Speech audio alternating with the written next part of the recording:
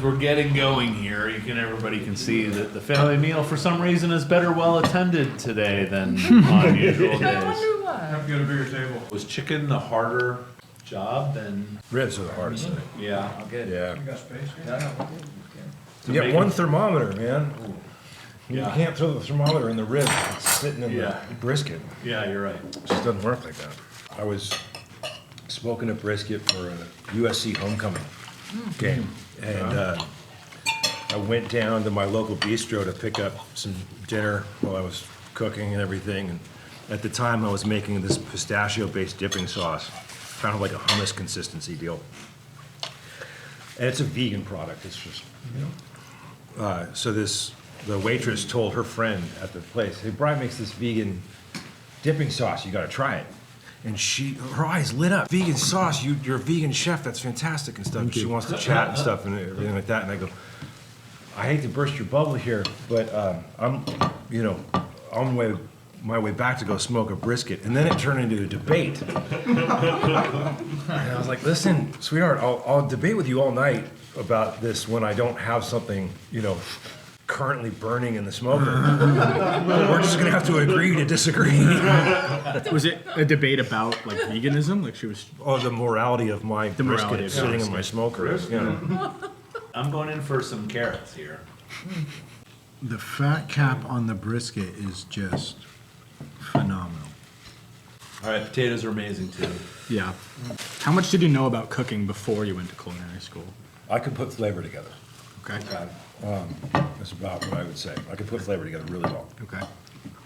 Culinary school taught me all the stuff that makes every cuisine just easy to kind of, like, I think once you go to culinary school, you can look at a recipe. You don't even need to look at the method anymore. You go, "Oh yeah, I know what to do with that list." But yeah, so I went to Le Cordon Bleu on Sunset. Yeah. At the time, I had a house in the Hollywood Hills, so I'd ride my bike to class every day. It took me 15 minutes to get from the top of Runyon Canyon down to class. Yeah. It took me an hour to get back home. And I was in great shape. 2012 to 2013, I was class, and then I played poker with this chef one night, and he said, "Hey, you want to help me open this restaurant?" So I helped him open Bistro de la Gare in South Pasadena, which he still runs to this day.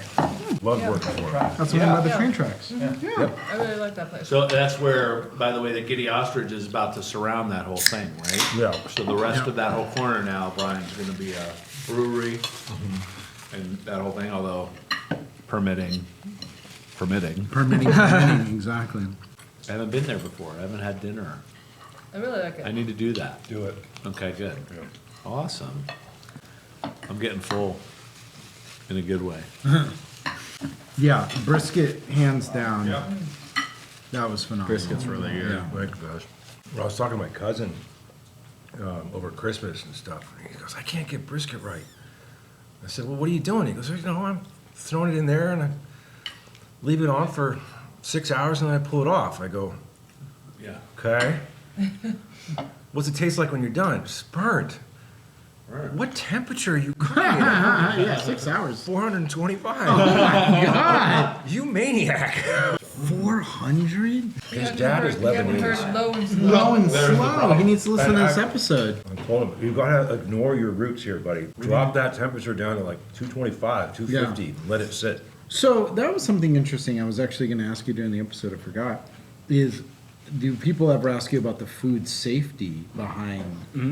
So, maybe your brother or brother-in-law was saying, "Hey, I like to burn it because I don't want to get sick. I don't want to..." He was the first one who ever asked me about food safety on something like that. Food safety temps cuts off at like 130. And then above that, you're safe. You're safe.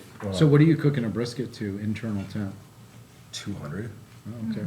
So yeah, I mean, this thing it's just real juicy beef jerky. Yeah. What about your chicken? Chicken is, I mean, I threw everything in the smoker together, but you want that chicken to come up to like 170, 165, 170. Ribs, you want all the way up at that like 195, 200. Okay. before it starts falling apart. Okay. Red meat just takes the longest to Yeah. kind of, Breakdown. break down, yeah. Pork butt is I would say is the easiest because Yeah. you can't really fuck it up that much. And I will go an extra mile to cook it another hour to go get it up to 204 or 206, because it doesn't overcook, right? And Right. right. And so I'm really excited that the temperatures he was just saying were in the ballpark I was thinking. Yeah. So my chicken, I thought he was going to say 165, and he said 170 to 165. I was like, I like to go to 95 on my chicken. Yeah, right. Yeah, I've made some undercooked stuff. I put it. My first one of my first Traeger things was the Thanksgiving. I did a turkey, but it was way too big of a turkey. It was a 24-pound turkey. Oh my Lord. Fresh, because it was the only turkey that was available to buy Yeah. the day before. Yeah. And I think I just decided I was going to do it the day before or whatever. And so I stuck this 24-pound bird in my Traeger, not big enough. I don't have that size one. And I undercooked the shit out of it, and it was gross. Did it you I had? ruined it. Oh, really? It took so long. Because, to smoke a turkey is legit. Now, you say you deep fry turkey? Deep fry. Deep fries. Deep fry. I've been But a dying to deep do it. fry will take 3 days to prepare the bird, but only Yeah. 45 minutes to cook it. Right. What's the prep? I've never done it. So deep fry, it's the brine. Oh, okay. So you gotta prep your brine. You put it in. Oftentimes it's the actual deep fryer that Right. you'll use, and so you'll brine it for a day. Then you have to let it drip dry for like a day, and then I pat it because you want it bone dry. Yeah. So this thing is Otherwise, yeah. So and then you pat it dry and you let it dry in the fridge for a day, Yeah. and then you do a dry rub, Yeah. and then you deep fry it. Yeah. And you have a special Yeah. fryer? Yeah, it looks like a tamale steamer. Yeah, big. And you do it You outside? have to do it outside, and it's a big propane burner. Yeah, it looks like a jet engine. It's crazy. Oh, and then the other thing with deep frying is you'll spend $150 just buying peanut oil. You have to use peanut Wow. oil because it has a very high smoke point. Because, around the holidays on my Instagram feed or whatever, I'll get all those the dudes that, like, they Oh, fucking set their blow up and garage on everything. fire, And, yeah. and Jonathan was like, he told me the most common sense things. Like, why those people they're just idiots. And I'm like, why? He's like, you just turn the flame off when you lower the turkey in. Yeah. So they're all doing it with the flame still going. And So it when they splashes. put the turkey in, it splashes the oil catches fire, and the whole fucking place goes down, right?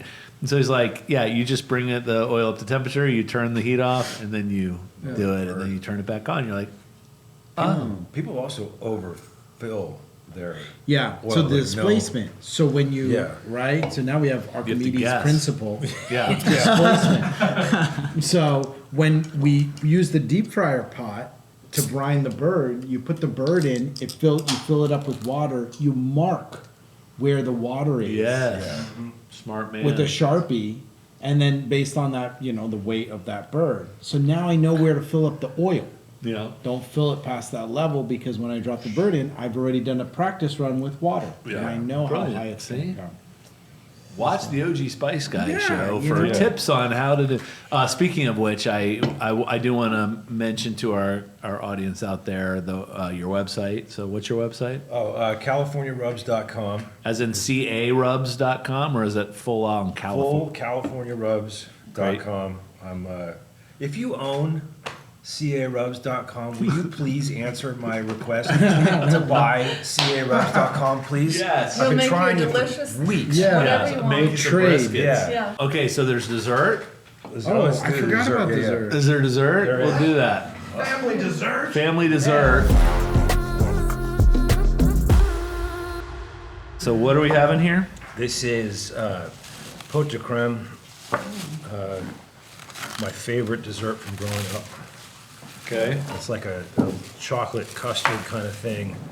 Think chocolate mousse, but way better. Also, by the way, Bethany just got added to the set. So say hi, Bethany. Bethany is our. Coming in for dessert only. She's our new social media person, and very excited. You're going to see a little step up in the creativity of social media here. So thank you. Welcome to Family Meal. Thank you. Thank you for having me. It's delicious. Oh, this is really good. This is fantastic. So how do you make it? You get 73% cacao at the bottom of the blender. you get half cream and half milk and a bunch of egg yolks.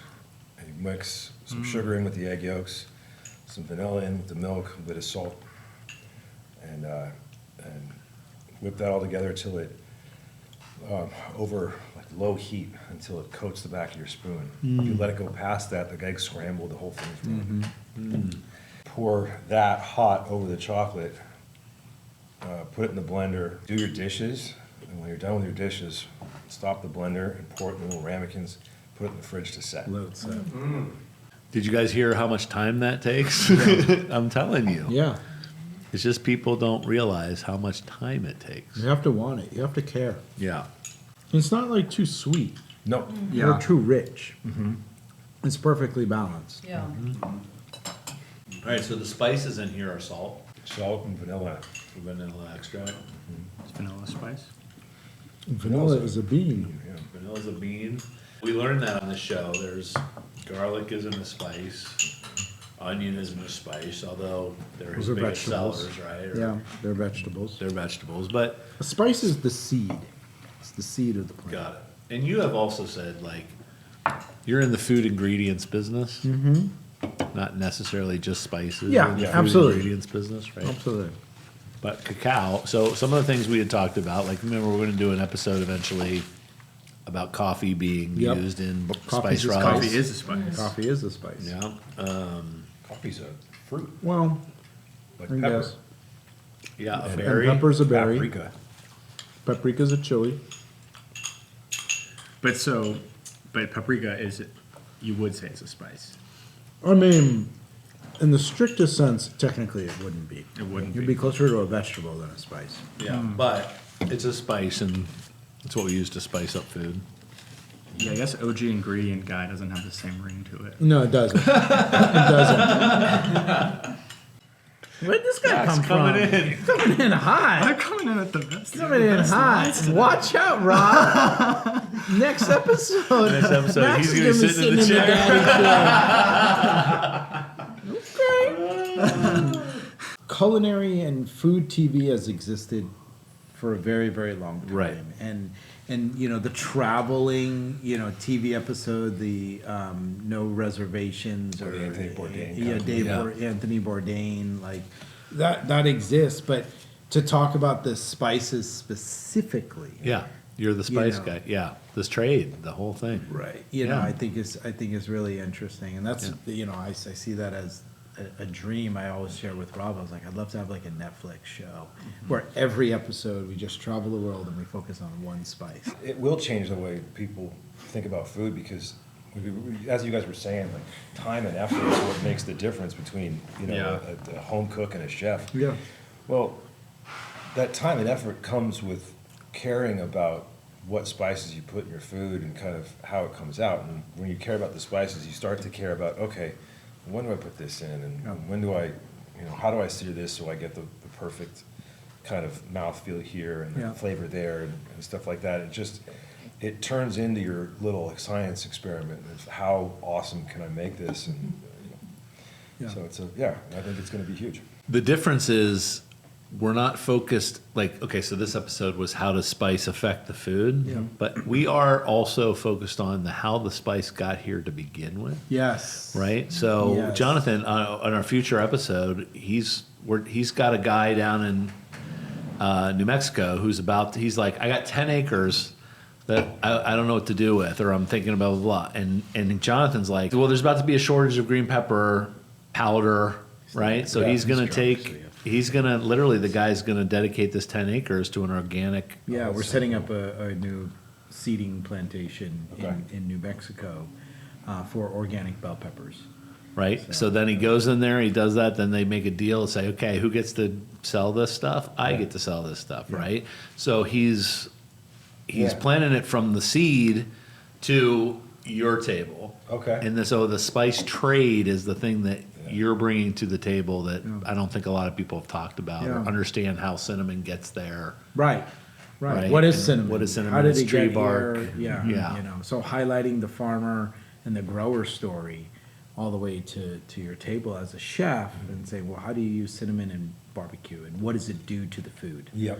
So it's all the way from, these farms in Indonesia to, To right here. to the American South where barbecue is alive and well. Yeah. I'd be interested on the green pepper front to know whether the male or female pepper makes a difference Interesting. in what the Flavor? powder would taste like.